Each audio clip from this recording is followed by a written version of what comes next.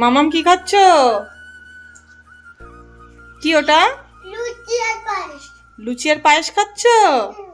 লুচির মধ্যে হচ্ছে পায়েস ভরেছি। লুচির ভেতরে পায়েস ভরেছো? ভালো লাগছে খেতে?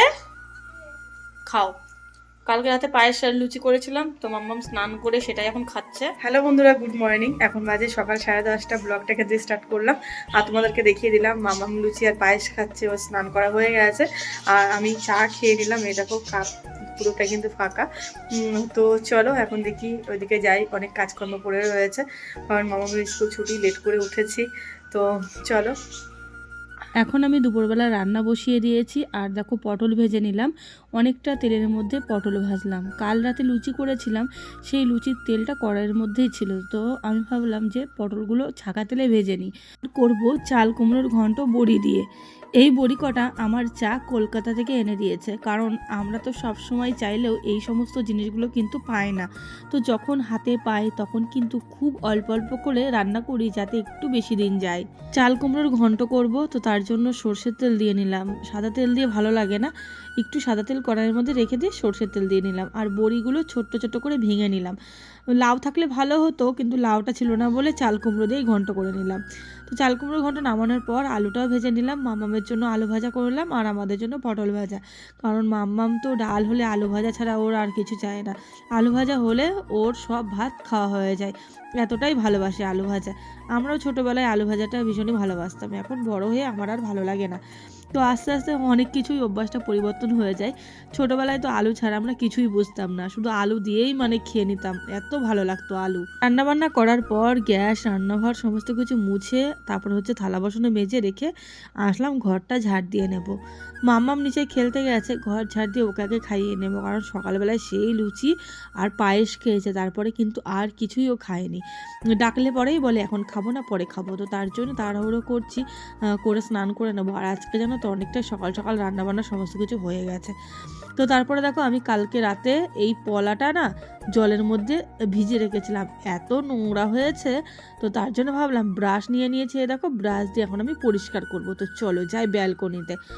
ব্যালকনিতে গিয়ে ভালোভাবে বসে নিয়ে তারপরে আমি পরিষ্কার করব। তো চলো এখানে বসি। এই যে লেগে পড়েছে, দেখো পরিষ্কার করছে মাম্মাম। এ বাবা, বেলকনি এক্ষুনি কিন্তু আমি ঝাড় দিলাম, নোংরা করবি না। দে আমার কাছে দে, উনি নিয়ে বসেছে পরিষ্কার করার জন্য। দাও আমার কাছে, দাও। জামা ভিজে যাবে কিন্তু।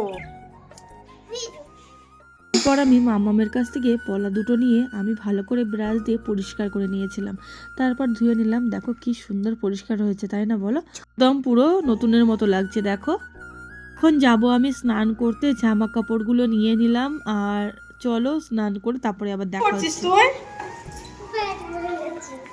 আমাদের খাওয়া দাওয়া হয়ে গেছে, খেয়ে নিয়ে এখন বাজে 4টে। মারবো কিন্তু বাবার। এখন বাজে 4টে আর আমি মাম্মামকে পড়তে দিতে যাচ্ছি, সিঁড়ি দিয়ে যাচ্ছি নিচে।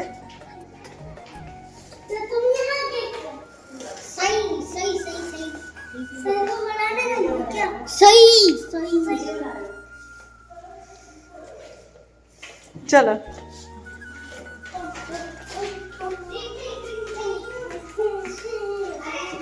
কি করলি, আর বসে পড়লি কেন তুই? তুই বদ বুদ্ধিগুলো একদম ইয়ে করে দিচ্ছিস। 1 ফ্লোরে চলে গেছে। মামাকে দিয়ে আসলাম আর এখন আমি আছি হচ্ছে লিফটের ভিতরে, যাচ্ছি আমাদের ফ্ল্যাটে। আর প্রায় চলেও এসেছি, 1 ফ্লোরে চলে এসেছে। আর এই মতো খাওয়া দাওয়া করে উঠে না গিয়েছি, হাঁপিয়ে যাচ্ছে। তো চলে এসেছে 3rd ফ্লোরে। তো চলো জানি। গুড ইভিনিং বন্ধুরা, তারপরে একবারে চলে আসলাম সন্ধ্যার সময়, সন্ধ্যা টন্ধা দিলাম। আর এখন এই যে আমার বর এনেছে পিৎজা। পিৎজাটা মাম্মামের জন্যই আনা হয়েছে, তার কারণ হচ্ছে মাম্মাম খুব বায়না ধরছিল মেলায় যাওয়ার জন্য। আমাদের পাশেই মেলা হচ্ছে, তো এখন আমার বর নিয়ে যেতে পারবে না বলেই ওকে এই পিৎজাটা এনে দিল যাতে ও খুশি হয়ে যায়। তো এই যে আমরা কিন্তু সবাই মিলে এখন খেতে বসে পড়েছি, দেখতেই পাচ্ছ। তো এই যে অনেকটা বড়, জানো তো পিৎজাটা আমরা একা একা খেতেই পারবো না। তো তারপরে এই যে আমিও খাচ্ছি, মামামও খাচ্ছে, আমার বড়ও খাচ্ছে। তো চলো বন্ধুরা, আজকের এই ব্লগটি কেমন লাগলো তোমরা কিন্তু অবশ্যই জানিও। Tata, bye bye, good night.